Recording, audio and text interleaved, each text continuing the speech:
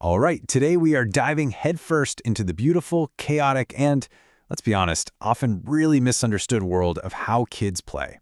We're going to uncover the amazing science that turns what looks like total chaos into, believe it or not, a masterclass in building a brain. Okay, so picture this.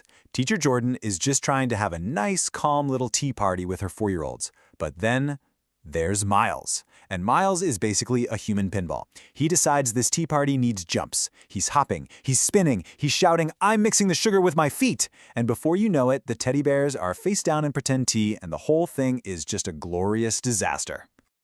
Or how about this one? Little 1-year-old Zoe, sitting in her high chair, a perfectly good bowl of banana pudding right in front of her, and in this moment of what I can only describe as pure scientific genius, she plunges both fists straight into it. Pudding is everywhere, in her hair, on her face, even on the wall. Her teacher gasps, but Zoe, she's just squealing with the absolute joy of discovery.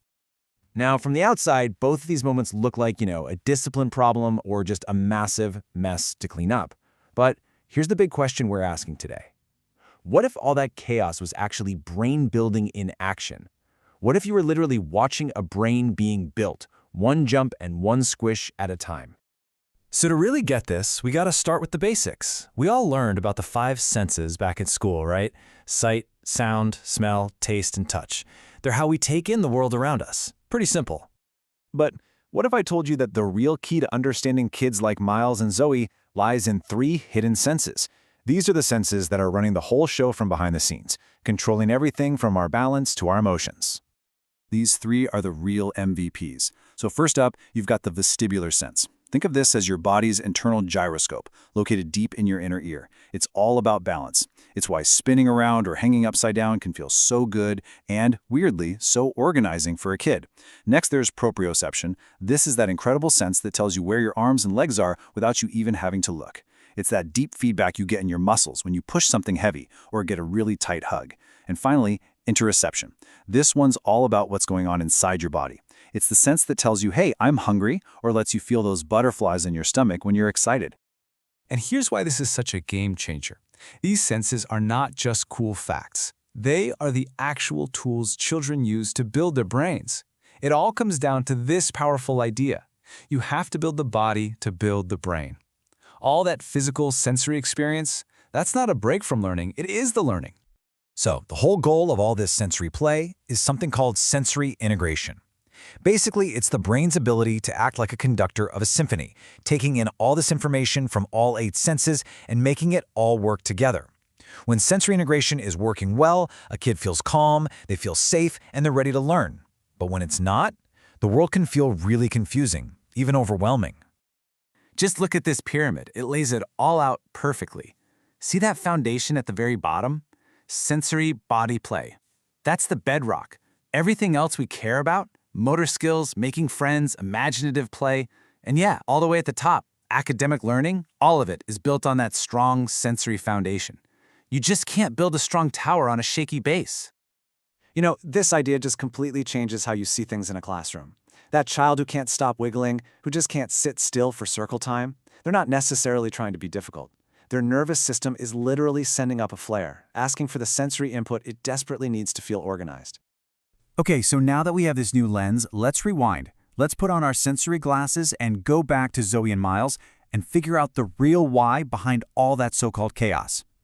So, on the left, we've got what we saw at first, a total put-in crime scene. But on the right, that's what was really going on, a high-level neuroscience lab.